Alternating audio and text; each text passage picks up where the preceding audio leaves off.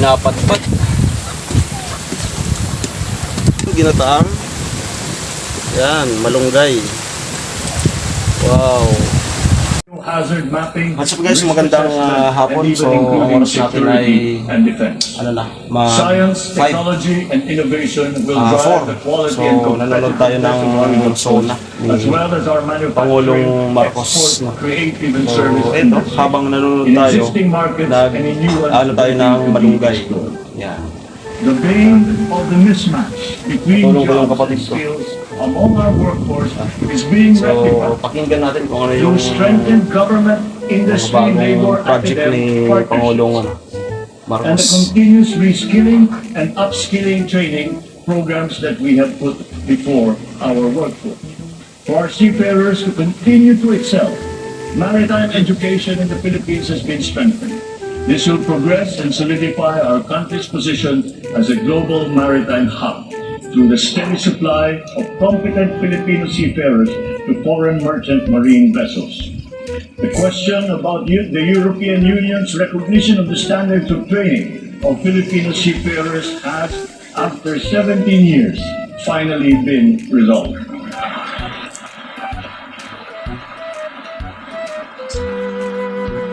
This development now effectively maintains the Filipino seafarers' distinct competitive advantage in the global shipping labor market. To address the current shortage of healthcare professionals in our country and to help Parang dudugo ng achieve ilong our ko. goal of universal healthcare, we are greatly expanding our medical and nursing education programs. We will push the envelope even further. We are helping nursing graduates hurdle their board exams so that they will obtain their licenses and join our pool of healthcare professionals. Ang kalusugan ang ikalawang armas para sa lakas ng pangangatawan ng bawat Pilipino. Isinusulong natin muli ang kalusugan ng Pilipino. We are now refocusing our health priorities. Dala po muna yung upload natin. And addressing the Dahil weaknesses that it wala has tayong exposed. upload nitong mga nakaraang araw. Healthier communities and lifestyle No? are So our kapag na-edit to, We have launched punta tayo ng kaibigan ko sa programs to address Dolorosa, hunger din tayo and mag-upload kasi nutrition-related issues among sira our people, yung especially PLDT in namin. children, like stunting and wasting. Last Maganda week, nung ano? we introduced the pilot food stamp program, which seeks to Ganda nung supply nahingi the kong nutrition malunggay. needs of the million most food Gagataan natin ng Filipinos. dalawang nyug. The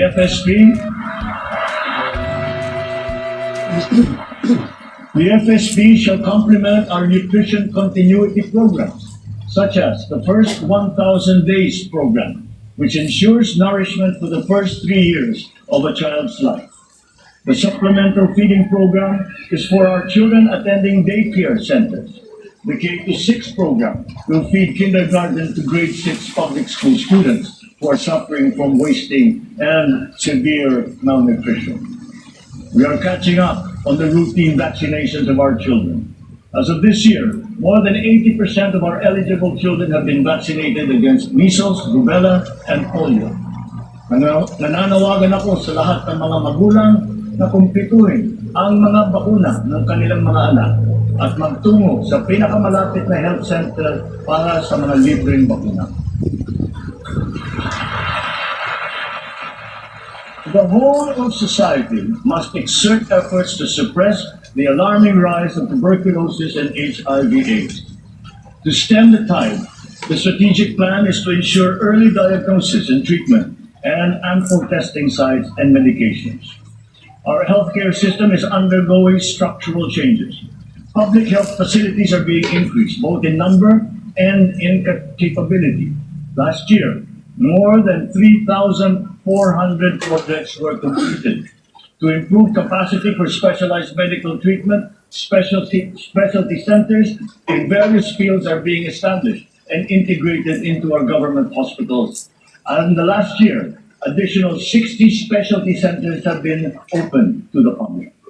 Just last week, we inspected the site of what will soon be a 5-hectare multi-specialty center in Pampanga, which will specialize in pediatrics, cardiology, kidney, and cancer treatment.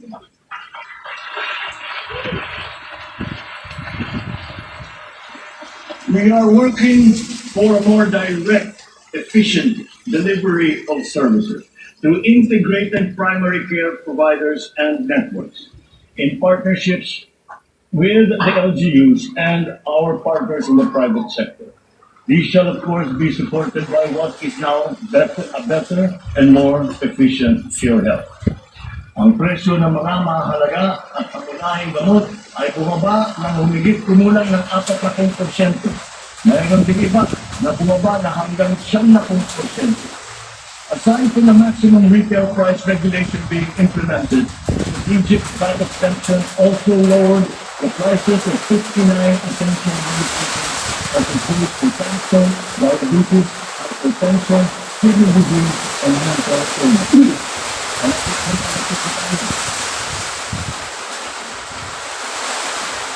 Palapit na tayo sa hangarin na ang lahat ng Pilipino ay makakakuha ng servisyon ang Pilipinas. Sa ngayon, mahigit 93% na ang kasakit sa PhilHealth. Sa pinagandang konsulta package ng PhilHealth, 21 klase ng mga gamot at 13 laboratory service ang ibibigay ng libre. Ngayon, meron na tayong mahigit 2,000 konsulta center sa buong bansa. Ang bilang na ito ay mas marami ng 35% mula nung nakalipas na taon. Upang mas lalo pang makatulong sa mga pasyente, ang dating 70 libreng dialysis session ay inakyat na natin sa 156.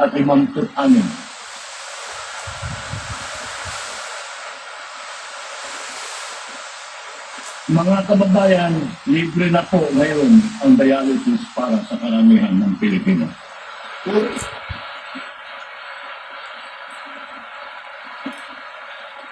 Noong nakalipas na taon, mahigit 3.4 milyon na Pilipino ang nabigyan ng tulong sa ilalim ng Medical Assistance for Indigent Patients program ng DOH. Tinutugunan natin ngayon ang ating kakulangan sa mga doktor at mga nurse sa pamamagitan ng mga reforma sa edukasyon, patuloy na pagsasanay at paniniguro sa kanilang kapakanan. Naglagay po tayo ng doktor sa halos 200 munisipyo sa bansa. Lalagyan natin din ng doktor ang natitirang 11 na bayan na wala pang doktor. Upang masuklian naman natin ang naging sakripisyo ng ating mga health workers sa pribado at pampubliko ng mga ospital noong nakaraang pandemya, ipapamahagi na sa kanila ang kanilang COVID health emergency allowance at iba pang mga naging benepisyo.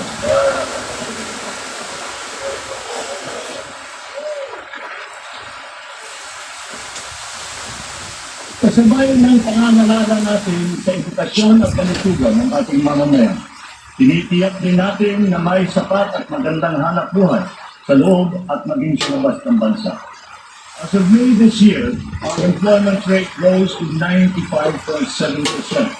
We are proof of the improvement from the severe unemployment that we experienced during the height of the pandemic. Employment then was at a low of 82.4%. But even without firms in the community, we have embarked on foreign trips to promote the interests of the country for peace building and for mutually beneficial purposes. These economic missions have yielded an estimated total investment value of 3.9 trillion pesos or 71 billion US dollars, with the potential to generate 175,000 jobs. The implementation of recent economic reforms is underway. DOI-approved investment projects have reached 1.2 trillion during our first year, while other strategic investments approved for processing in the newly established green lanes amount now to 230 billion pesos. Our existing bilateral and multilateral trade agreements, notably within the ASEAN framework, and with Japan, and with Europe, and allow us to leverage our competitive advantages and reap economic benefits. We will continue to forge more of these international partnerships that will lead to a more balanced trade strategy and a healthier economic position. The Regional Comprehensive Economic Partnership, or RCEP, is now in force. It is a multilateral trade arrangement with the ASEAN and other countries such as Australia, China, Japan, Korea, and New Zealand. We can now have competitive access to a regional market that comprises 2 billion people. As we address our weaknesses and develop competitiveness in other potential areas, we must also play to our strengths. Our competitive advantage must be leveraged. As a service export powerhouse, we must continue to nurture the growth of the services sector, particularly the information technology business process management sector, and of course, the tourism industry. Our tourism has always been a reliable pillar of our economic growth through the years, providing livelihood to more than 5 million of our citizens. Because of the reopening of the economy and the phenomenon of revenge travel, this sector is headed for a great rebound. From January to June this year, we have received 3 million international visitors. This number is already 62% of our 4.8 million target for the entire year. Mga kababayan, ang lahat ng mga ginagawa natin ito ay magbibigay bunga sa libu-libong hanap buhay para sa ating mga kababayan.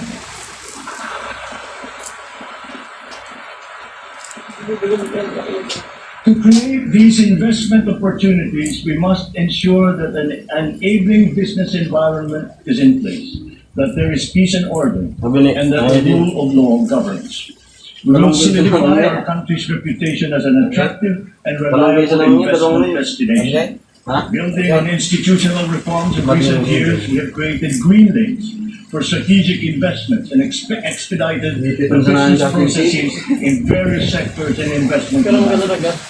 A progressive and rationalized system of taxation is a component of the ease of doing business. The Create Law has made our corporate tax and incentive schemes equitable and business-friendly. There are more structural tax reforms that must be introduced to allow us to reach our socio-economic targets.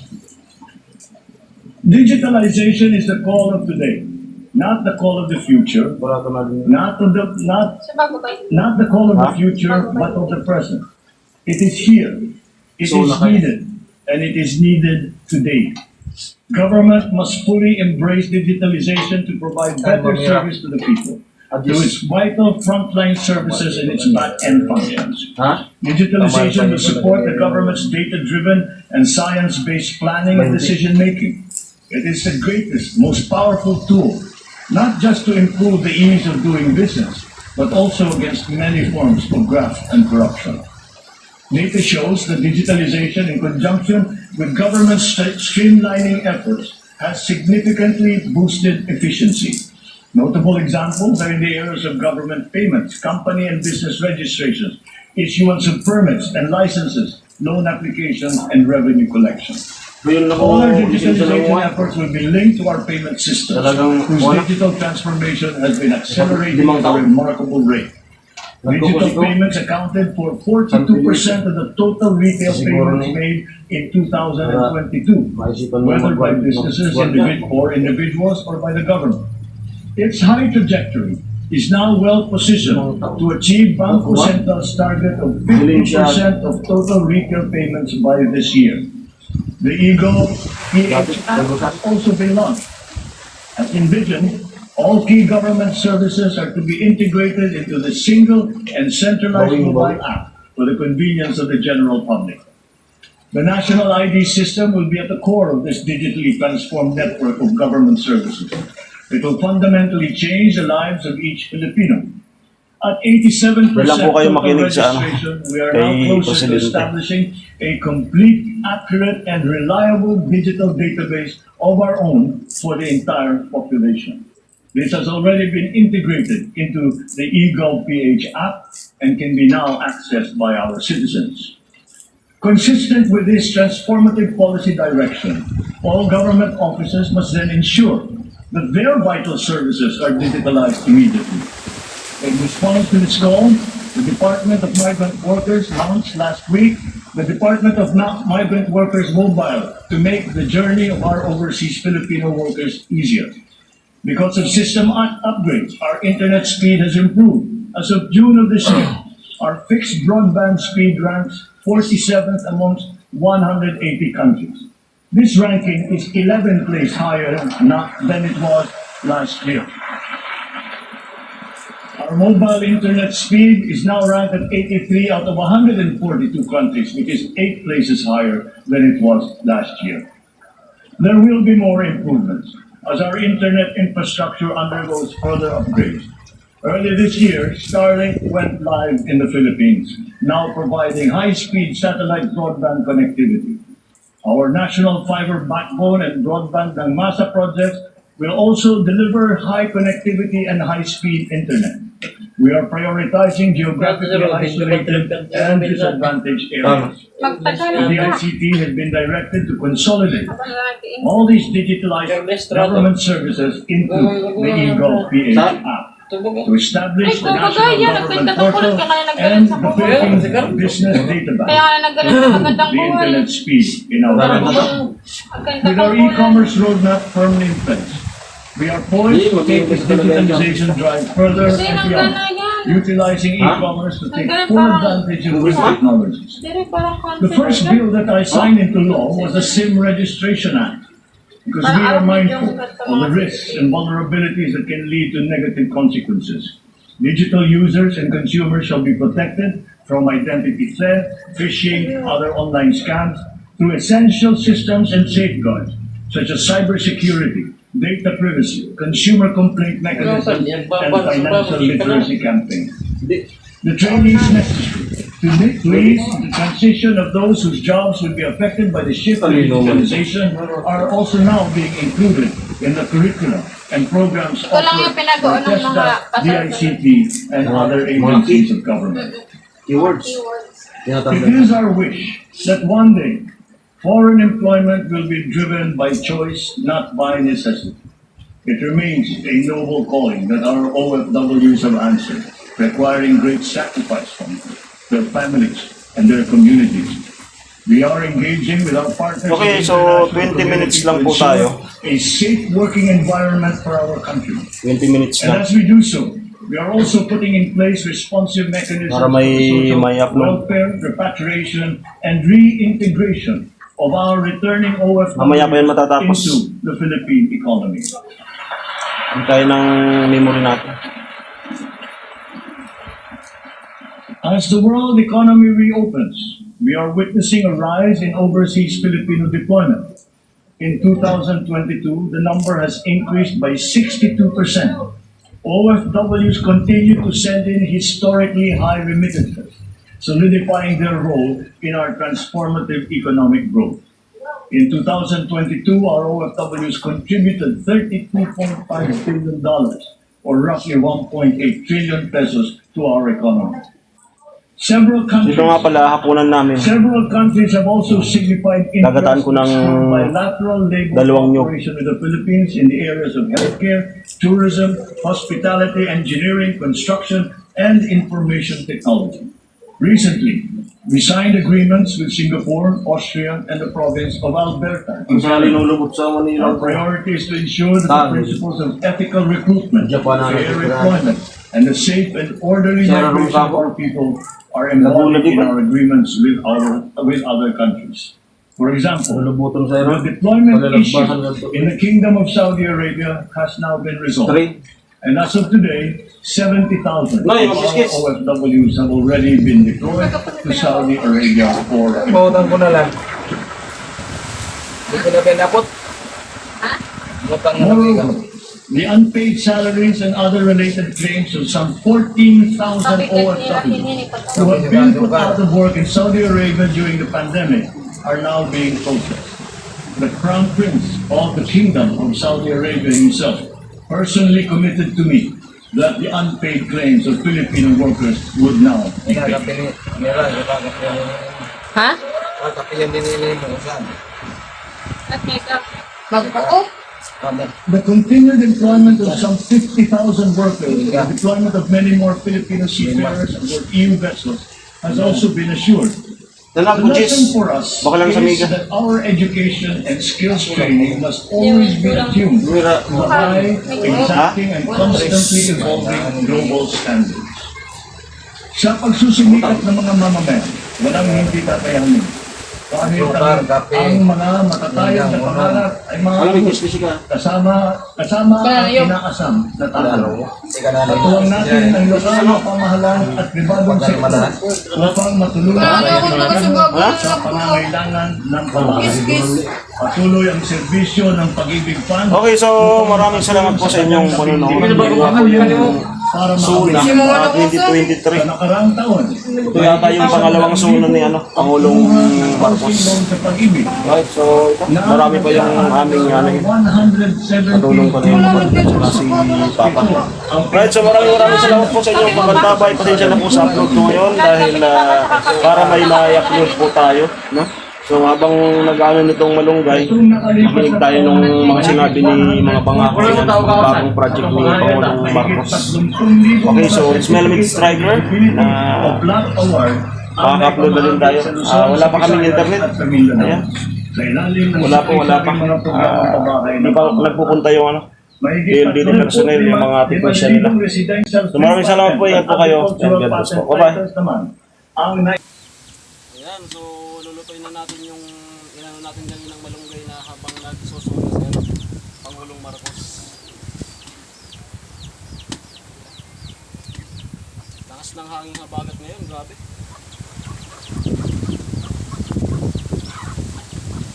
Oops. Yan. Ayan. Pinapadpad.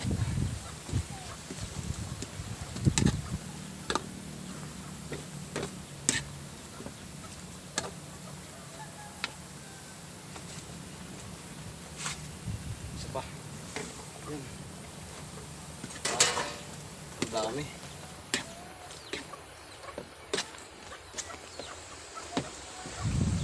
Yan, luto na po yung ating ginataang. Yan, malunggay. Wow. So, aaunin na natin yan mga ilang segundo pa. Yan. Sarap.